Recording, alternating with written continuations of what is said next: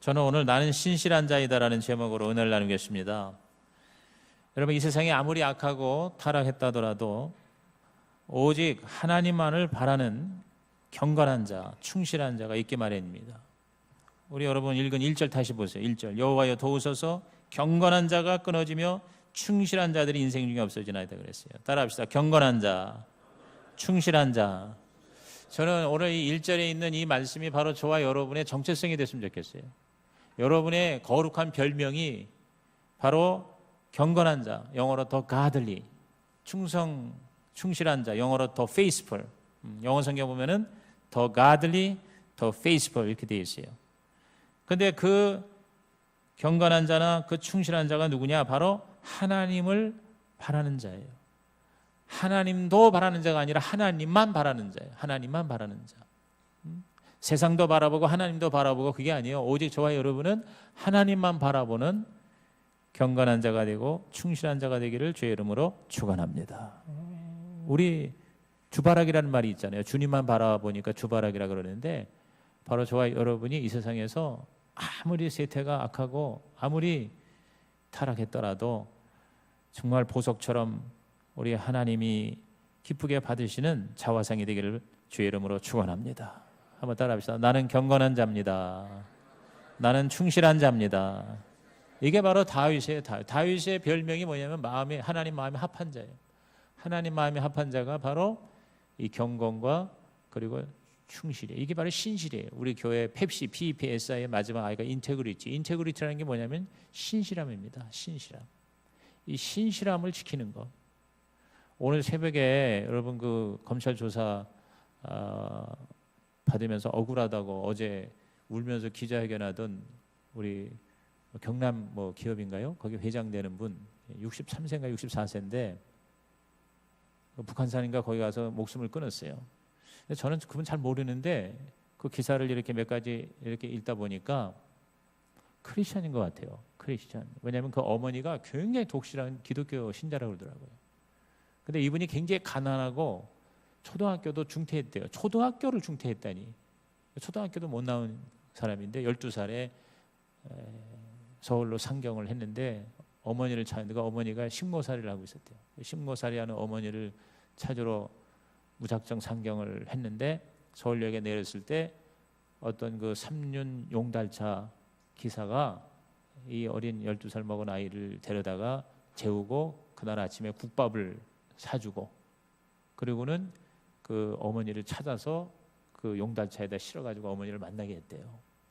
그래서 그 마음에 평생 자기가 이 고마운 걸 갚기 위해서 열심히 돈 벌어서 나는 착한 사람들 많이 돕겠다 그런 결심을 하고 또 어머니가 그렇게 계속 그러니까 이제 교회 다니면서 그렇게 주입을 시켰다고 그러더라고요. 근데 굉장히 그래도 좋은 일을 많이 한 걸로 알거든요.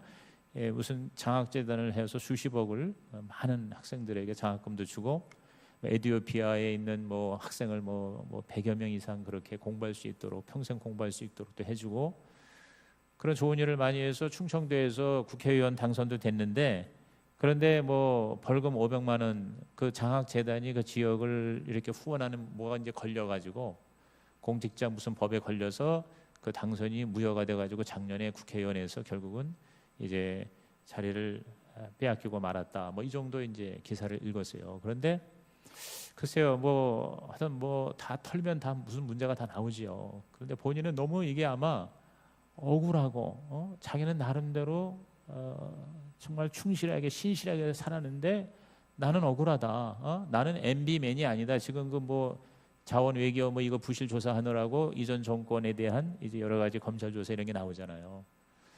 그래서 저는 정치에 대해서는 잘 모르지만 또 정치에 대한 얘기를 강단에서는 별로 목사는 사실은 하지 않는 편이죠. 그런데 이 한 개인을 생각해 본 거예요. 정말 이분이 크리스찬이라면 정말 자기의 그 어떤 나름대로 최선을 다해서 사는 거에 대해서 너무 억울해가지고 견디다 못해서 그렇게 목숨을 끊었는데 이게 사탄의 역사지. 정말 주님을 바라보고 주님만 바라봤다면 어떻게 다시 한번 그 용기를 낼 수 있었지 않을까. 너무 마음이 안타깝더라고요. 특별히 이 크리스찬이라고 하는 분이 이제 이런 일을 당하면 남의 일 같지가 않고 그러더라고요. 근데 반면에 제가 어제 이제 밤에 이게 좀 잠이 안 올 때는 제가 이렇게 좀 강의를 들어요. 근데 이제 세밭이라고 그래가지고 그 CBS에서 하는 그 세상을 바꾸는 시간이라는 세밭이라고 하는 그 특강이 있어요. 근데 거기에 뭐 유명한 사람만 나오는 게 아니라 아주 젊은 사람 나오더라고. 근데 최근에 이제 하나 올라온 걸 봤는데 김수경인가 하는 어떤 그 자매예요. 근데 교회 다닌다고 아주 그런 공개적으로 얘기를 하더라고. 자기가 교회 다니는데 목사님 설교에 자기가 한 문장에 자기 말이 꽂혔다, 마음이 꽂혔다는 거예요. 근데 이 김수경이라는 애가 21살에 지금 17살 때부터 사업을 했어요. 그러니까 집안이 어렵고 아버지가 사업이 실패해가지고 학교를 제대로 못 가고 그래서 그 온라인 쇼핑 그 회사를 17살에 설립한 거예요.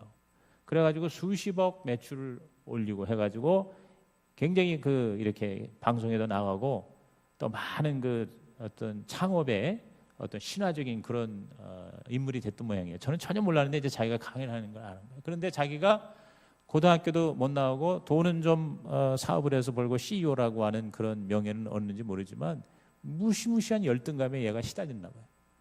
그래가지고 자살을 할 생각도 했다는 거예요. 자기는 이게 뭐냐, 제대로 말이야, 원래는 자기가 좋은 대학 나와서 미국에 유학해서 패션을 전공해서 그쪽으로 자기가 정말 세계적인 그런 일을 하려고 했는데 아버지 사업에 망해가지고 그 길이 다 막히고, 그리고 아버지는 공황장애에다가 우울증으로 말미암아 그냥 아무것도 못하는 거예요. 그러니까 이 17살 난 이 소녀가 쉽게 말하면 가정을 책임지는 거예요. 자기 아버지, 어머니, 그 다음에 할머니, 할아버지까지, 그리고 사촌을 데리고 있는데 여동생이 둘이 있고, 사촌은 또 이 정신 또 이 박약아라서 21살 될 때까지 21년을 그 사촌하고 같이 살았다는 거예요. 그러니까 그 모든 대가족을 자기가 책임지면서 막 바쁘게 일하면서 스포트라이트를 받았는데 사실은 무서운 열등감이 그 딸을 스트레스를 주는 거예요. 그래서 자살을 막 하려고까지 생각했대요.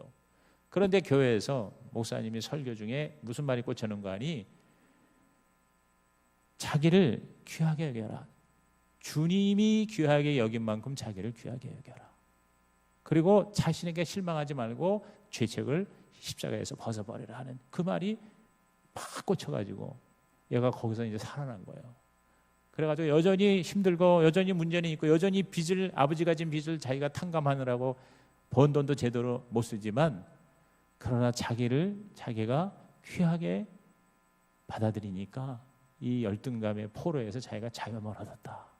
그래서 이 자살의 영을 물리쳤다. 할렐루야.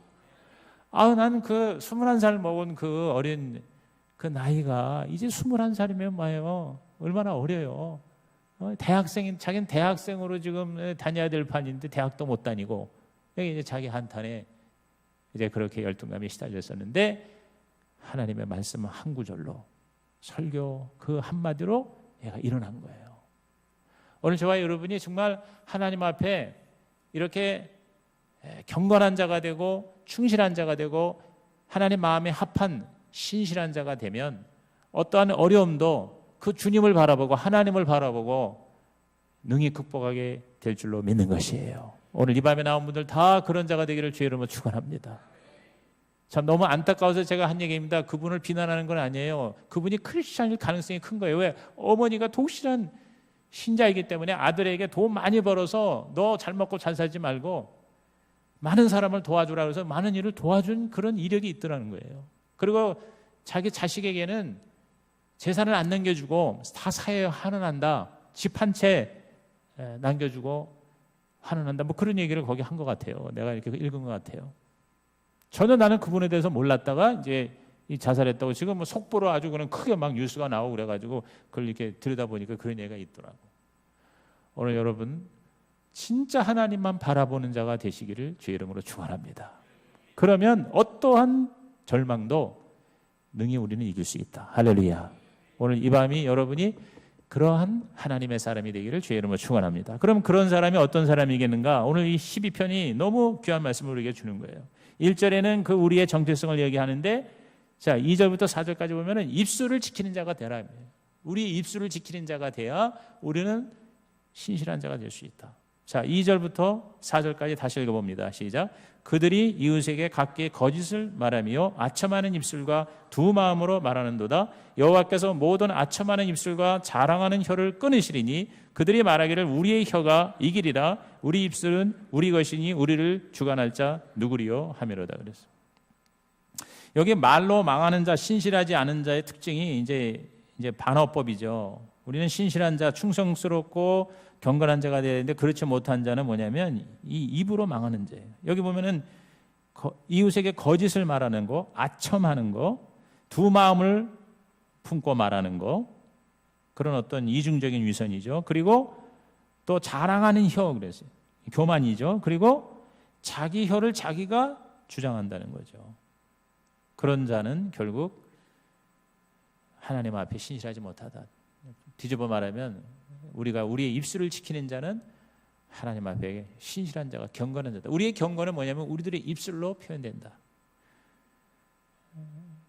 그 히틀러가 청중을 향해서 항상 4가지 미덕을 강조했대요. 나라를 사랑하라, 지도자에게 충성하라, 국가의 법을 준수하라, 그리고 시련을 이겨내는 강인한 용기를 가져라. 여러분 히틀러가 그 연설을 잘하는, 이거 연설로 사실은 그 히틀러가 된 거 아닙니까? 근데 히틀러가 이 주장한 내용에는 하자가 없어요. 다 좋은 얘기예요. 근데 문제가 뭐냐면 누가 무엇을 위해서 충성과 사랑과 용기를 강조했는가?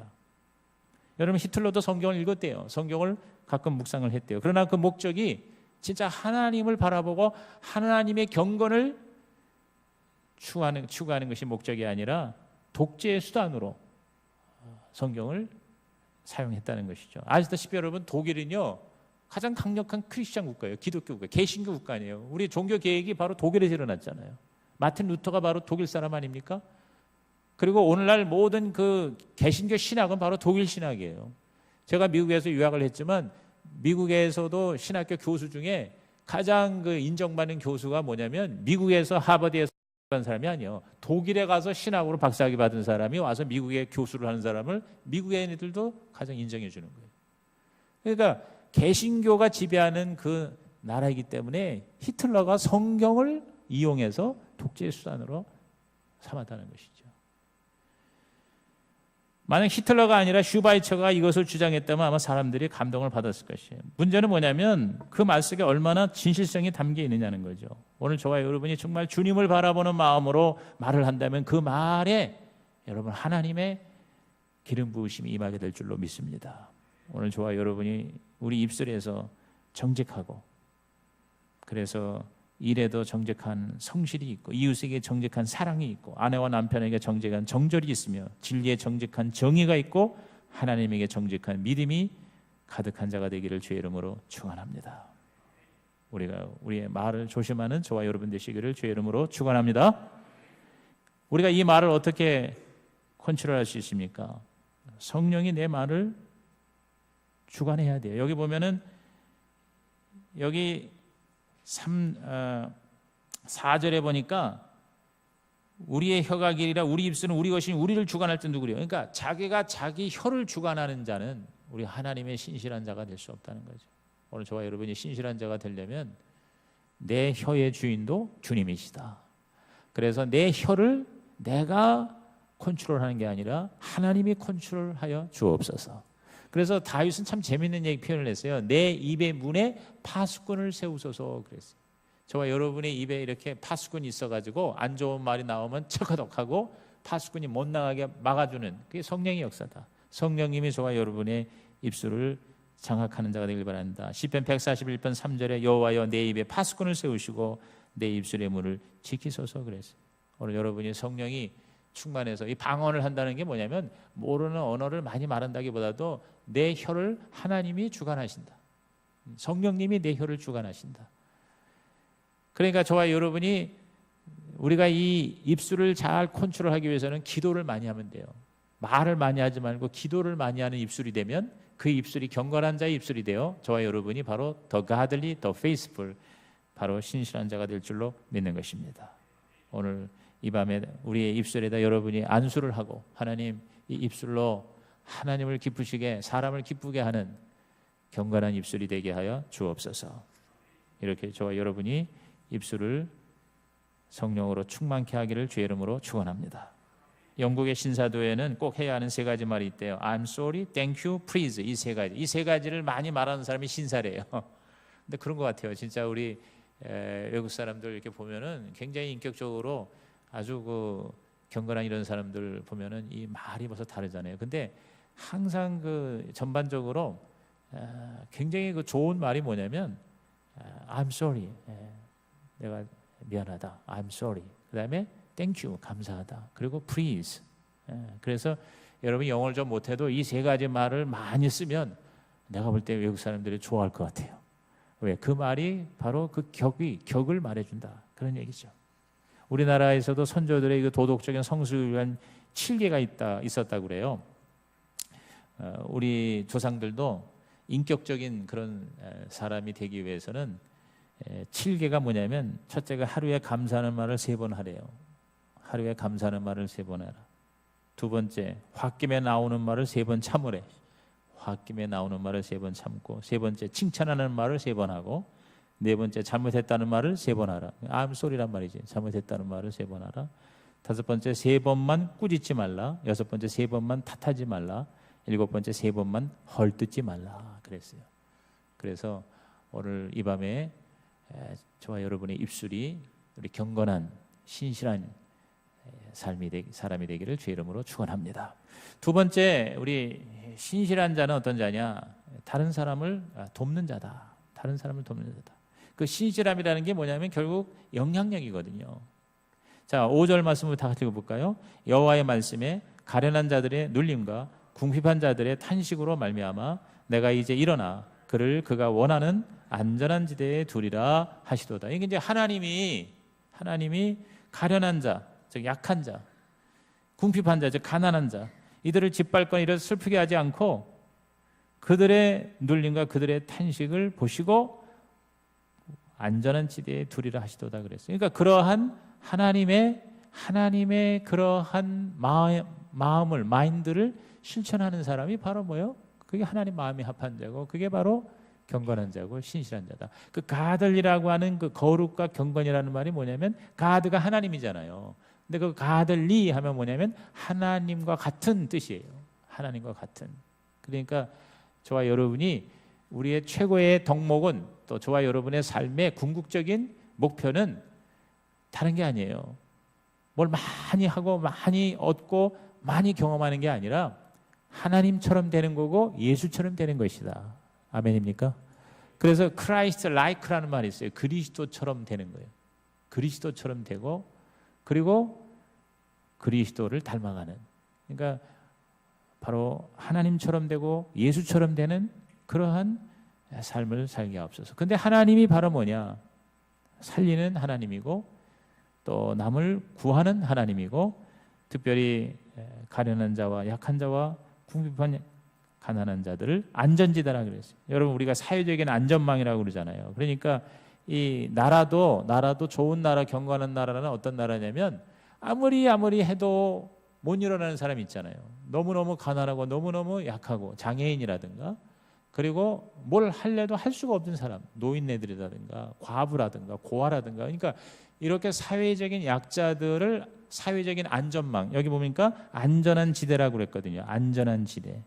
그러한 안전한 지대로 이렇게 같이 살게 하는 그런 나라가 바로 이른바 복지국가고, 그게 잘 사는 나라고, 그게 바로 선진국이라고 우리가 얘기하지 않습니까? 근데 그런 모든 흐름이 다 뭐냐면 하나님으로부터 나왔다. 오늘 저와 여러분과 또 우리의 나라가 그러한 하나님의 경건한 사회적인 분위기가 되기를 주의 이름으로 축복합니다. 우리 성경의 핵심은 결국 뭐냐면 전도하고 구제예요. 전도하고 구제. 그러니까 영혼을 구원하고, 그리고 육신을 우리가 섬기는 거죠. 도와주는 거죠. 마태복음 22장 37절에서 40절 말씀 우리 다 같이 읽어볼까요? 예수께서 이르시되 내 마음을 다하고 목숨을 다하고 뜻을 다하여 주 너희 하나님을 사랑하라 하셨으니 이것이 그거 첫째 되는 계명이요 둘째도 그와 같으니 내 이웃을 내 자신같이 사랑하라 하셨으니 이 두 계명이 온 율법과 선지자의 강령이니라. 그러니까 하나님 사랑이 바로 전도고요, 그리고 이웃 사랑이 바로 구제다. 그래서 오늘 우리들이 나중에 하나님 앞에 설 때 보면은 딴 거보다 이 두 가지를 하나님이 아마 많이 평가할 것 같아요. 얼마나 우리가 복음을 전해서 많은 사람을 구원했느냐, 그것이 열매고, 그 다음에 얼마나 다른 사람들을 섬겼느냐, 도와주었느냐. 그래서 여러분은 바로 진정한 경건은 와서 기도도 많이 하고 예배도 잘 드리고 또 뭔가 이렇게 거룩한 그런 삶을 사는 것이어야 되지만, 그것과 함께 바로 어떻게든지 사람을 살리는 거다. 궁극적으로 살리는 게 바로 뭐요? 그게 전도죠. 지옥에 떨어지는 사람을 살려내는 거 아니에요. 영혼을 우리가 구원하고 육체를 구원하는 일에 저와 여러분께서 최선을 다해서 더 많이, 더 크게 그렇게 쓰임을 받으시기를 주의 이름으로 축복합니다. 그것이 바로 뭐예요? 하나님 마음에 합한 진정한 신실함이다. 마지막 세 번째 신실함은 오늘 말씀 보니까 6절에서 우리가 유추할 수 있어요. 6절 다 같이 읽어볼까요? 여호와의 말씀은 순결함이요 흙토가니에 7번 단련한 은 같도다 그랬어요. 이거 아주 진짜 골든버스죠. 여호와의 말씀은 순결함이요 흙토가니에 7번 단련한 은 같도다 그랬어요. 오늘 우리 이 말씀이요 저와 여러분을 단련하고 우리를 보존하는 거예요. 말씀이 우리를 단련합니다. 영어로 purify. purity라는 게 순결함이잖아요. 그러니까 하나님의 말씀을 자꾸 우리가 마사지함으로 우리들이 점점 순결해지는 게, 깨끗해지는 거예요. 왜? 그 말씀은 바로 거울이에요, 거울. 그래서 우리의 흠을 계속 보여주는 거예요. 완벽한 하나님의 얼굴이 바로 말씀이에요. 그 하나님의 얼굴에 우리를 비춰볼 때 우리가 얼마나 추악한 죄인인 것을 자꾸 깨닫게 되는 거예요. 근데 하나님 말씀을 우리가 큐티를 하지 않으면요, 내가 잘하고 있는 것 같아요. 내가 잘 살고 있는 것 같아요. 근데 우리가 매일 새벽에 말씀을 가지고 큐티를 하면 그 말씀이 뭐예요? 계속 나를 찌르는 거예요. 나에게 아주 기분 좋은 것도 되지만 나에게 정말 영과 혼과 관절과 골수를 찔러 쪼갠다는 말이 그 말인 거예요. 오늘 저와 여러분이 뭐가 잘못됐는지 그걸 말씀이 확실하게 깨닫게 함으로 그걸 고쳐서, 그래서 우리 하나님 앞에 정말 거룩하고 순결한 신실한 저와 여러분의 모습으로 변화되기를 주의 이름으로 축복합니다. 그리고 그 말씀은 우리를 또한 purify할 뿐만 아니라 protect하는 거예요. 우리를 보존하는 거예요. 말씀이 우리를 지켜주는 거예요. 아프리카 선교사 리빙스톤의 그 유명한 고백이 그거예요. 내가 말이 통하지 않는 데다가 때로는 적대적인 태도를 보여주던 그 아프리카의 그 원주민들 틈속에서 포로 생활과 같은 나날을 살아가면서 용기를 잃지 않고 위로받은 것이 무엇이었는지 당신은 알고 계십니까? 그것은 바로 이러한 성경 구절이었습니다. 아들아, 내가 세상 끝날까지 너와 항상 함께 있으리라. 아들아, 내가 너와 항상 세상 끝날까지 함께 있으리라. 이 말씀 한 구절이 리빙스톤으로 하여금 끝까지 견디게 했다는 거예요. 여러분, 말씀이 이렇게 파워가 있어요. 하나님의 말씀은 단 한 구절이라도 진짜 그 말씀이 나에게 생명과 같은 하나님의 은혜의 통로가 되면요, 그 말씀 한 구절이 이 1189장의 3만 구절 중에 한 구절이 나를 살리는 거예요. 내가 이 설교를 준비하면서 나에게 진짜 한 구절을 만약에 얘기하라고 그러면 무엇일까? 저는 빌립보서 4:19예요. 빌립보서 4장 19절. 빌립보서 4:19 혁명을 생각하면 기억도 쉬워. 그게 뭡니까? 빌립보서 4:19가 나의 하나님이 그랬어요.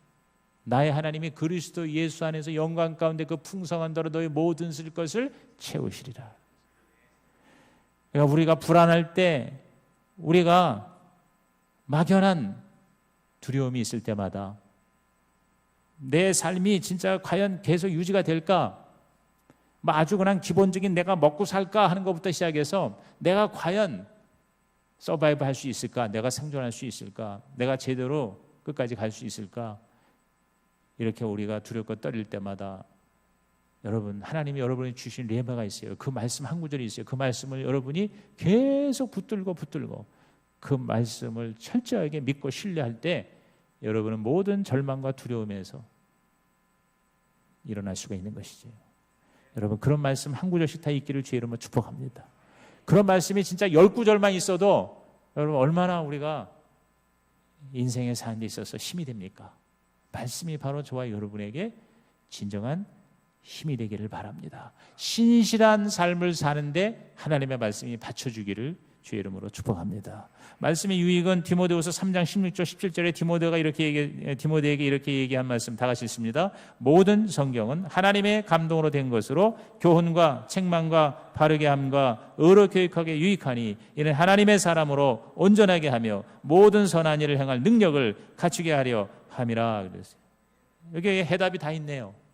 오늘 이 설교의 제목이 신실한 자라는데 그 신실한 자의 모습이 뭡니까? 17절에 하나님의 사람이요 온전하게 되어 모든 선한 일을 행할 능력을 갖춘다. 그러니까 존재도 성품도 인격도 온전할 뿐만 아니라 삶도 활동도 선한 일을 할 수 있는 능력을 가진 자다. 그래서 이것을 가능하게 하는 게 뭐냐? 바로 하나님의 말씀이다.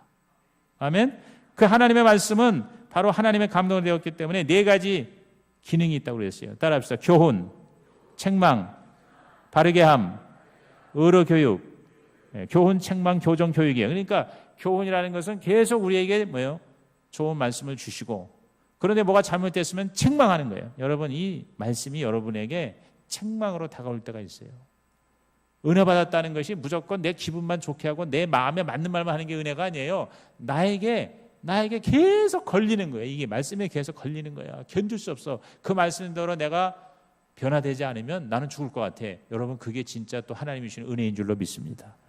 그게 책망이에요. 그 다음에 하나님은 그냥 막 두들겨 패기만 하고 책망만 하는 게 아니라 바르게 하신다 이 말이에요. 바르게. correction, 교정을 해주세요. 하나님은 사랑의 하나님이에요. 그러니까 그냥 막 못한다고 꾸중만 하면은 어떻게 해요? 그걸 바로 잡아줘야 되잖아요. 그리고 뭐요? 지속적인 교육을 하는 거예요. 의로 교육하는 거예요. 꾸준히 가세요. 그러니까 가다가 잘못됐으면 얻어맞고 교정해서 다시 이제 keep going 하는, 계속 지속적으로 나아가게 하는 이런 하나님의 말씀. 여러분, 이런 말씀이 오늘 저와 여러분에게 여러분의 존재를 신실한 자로 만들어내기를 주의 이름으로 축복합니다. 미국 샌프란시스코의 스탠포드 호텔에서 방마다 성경을 놓았대요. 여러분, 그 기도원 성경이 호텔에 있잖아요. 그런데 15년 동안 성경이 한 권도 없어지질 않았대. 그런데 영어 사전은 한 달에 15권이나 없어졌대요. 호텔 사장이 말했대요. 사람들이 하나님의 말씀에는 관심이 없고 인간의 언어에는 훔쳐갈 정도로 관심이 많은가 봐요. 그랬어요. 영어 사전은 한 달에 15권씩 도난을 당하는데 성경은 15년 동안 한 번도 도난을 당하지 않았다. 이제 하나의 그 유머스러운 얘기죠. 얼마나 사람들이 성경을 관심 갖지 않으면 그게 책상에 있는지 없는지도 모르고 그냥 넘어가는데 사전은 가지고 가더라. 근데 그 말이에요. 오늘 저와 여러분께서 오늘 이 시편에 이 하나님의 말씀을 흙도가니에 7번 달려는 은 같다 그랬잖아요. 여러분, 은보다 좋은 게 금이고요. 금보다 좋은 게 다이아몬드인데요. 금이나 다이아몬드라고 하지 않고 왜 은이라고 얘기했을까? 여러분, 이 광석 중에 다른 그 구리든 금이든 이렇게 뭉태기로 그게 묻혀 있대요. 예를 들어서 금광석 하면 금이 이렇게 어느 한 부분만 이렇게 몰려 있답니다. 근데 그걸 재련을 할 때는 그 부분만 재련하면 된대요. 근데 은은 모래알처럼 쫙 흩어져 있대요. 은광석에는 은이 어느 한 데 뭉탱이로 뭉치는 게 아니라 그냥 사방에 다 이렇게 흩어져 있대요. 모래알처럼. 그렇기 때문에 은은 재련을 할 때 몽땅 다 이렇게 다 재련을 샅샅이 해야 된다는 거예요. 그리고 몇 번에 걸쳐서 은을 그렇게 재련을 해야 된대요. 사실이 아닌지 저는 뭐 그걸 직접 해보지 않아서 모르죠. 근데 그런 얘기를 내가 많이 들었단 말이에요. 그리고 그런 이제 연구 그런 조사들이 나왔거든요. 근데 그걸 뭘 말하냐면 하나님의 말씀은 은광석처럼 창세기부터 계시록까지 그 하나님의 귀한 것이 다 흩어져 있다는 거죠. 그러니까 어느 하나만 편식하지 말고 모든 성경의 말씀을 다 골고루 은을 구하듯이 그렇게 철저하게 추구하는 그런 말씀의 사람이 되면 그런 사람이 바로 신실한 자다, 경건한 자다. 오늘 저와 여러분이 바로 그러한 하나님의 사람, 하나님의 마음에 합한 이 시대의 다윗이 되시기를 주의 이름으로 축복합니다. 한번 따라합시다. 나는 경건한 자다. 나는 신실한 자다.